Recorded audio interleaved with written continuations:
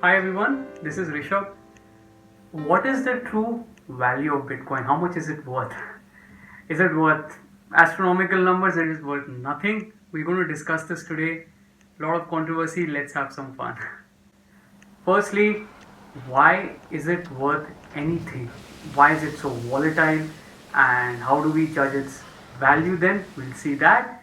And then after that, I'll try to look at the popular or the broad money sources in the world. And finally, one model of my choice, stock to flow ratio, and then the predictions that people are giving, along with some of yours, hopefully, in the comment section below. So let's get started. Firstly, why are there such wide price swings? Is there any fixed value to Bitcoin? I'd say you have to always start with understanding that there's no base or backing of Bitcoin. It was made to decrease in supply over time, firstly, and secondly, it is way too early. Just a decade ago, something has risen 10 million percent. And just like the early days of the internet, for people who have been in that ecosystem, you know that it takes time to discover sort of a fair value. It's like Amazon in the early days or Google. So if you want a stable value, please come back in about a decade. It will be much higher and stable, I hope. Moving on, trying to accept that there is no fixed way to calculate it, and you can base it on other financial assets existing in the world like gold, like cash, like stocks, but that doesn't mean that that's a said and done thing. Other is based on scarcity modeling, as I mentioned, the stock to flow one. So, what are the different assets in the world? Firstly, we can start with gold, about 7 to 10 trillion dollars. Bitcoin currently about 200 billion dollars. I'd say that will be like a 30 to 40 times price gain for Bitcoin if it ever reaches that market capitalization. Coming to cash, about 90 trillion. Again, like now, if Bitcoin becomes the sole medium of cash in the world, you're going to see a 50 to 100 times price gain. And I truly doubt it, because I think there will be space for other currencies as well, which people will like. Diverse world is good. And then there's another space for stocks, around 70 trillion.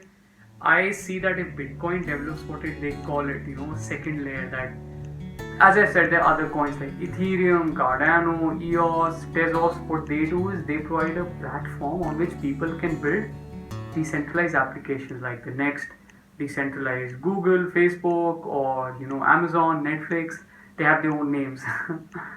But if that happens, which again I doubt, because everything has to be specialized and one person or one asset cannot do everything. So I see that as a space for other currencies more. Then it'll be fair to say there is debt owed by nations, the money owed by countries, around 200 trillion. Then we come to the derivatives. That is the amount of betting that takes place. It's called the notional value, around 500 trillion dollars.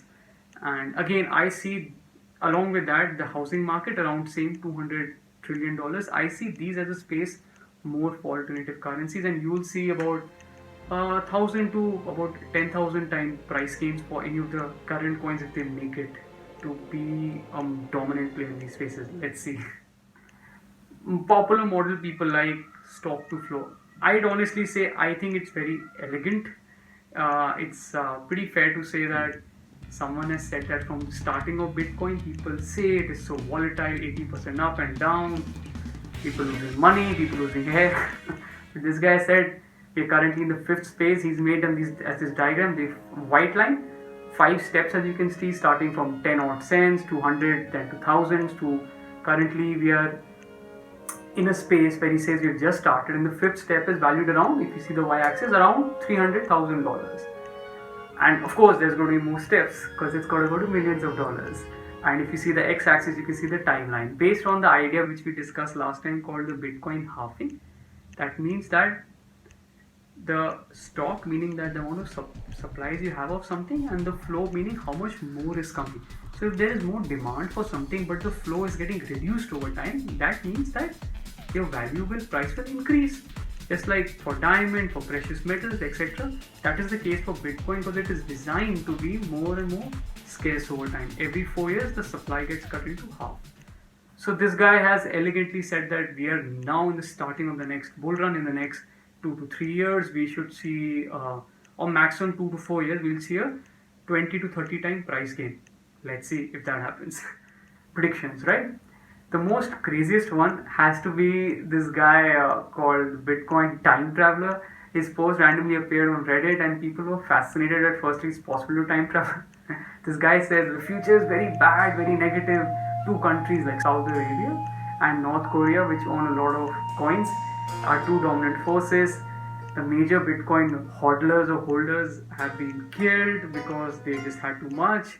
And if you just have 0.0 on Bitcoin, you consider it so wealthy that you can live off it. And there's going to be a 10x type price gain every year, and Bitcoin is going to become $1 billion or by next year. Very negative, very dystopian future, and Bitcoin is very evil, but it makes you very rich. So people in the Bitcoin space, I hope they don't like that prediction too much. But yeah, it's a good story.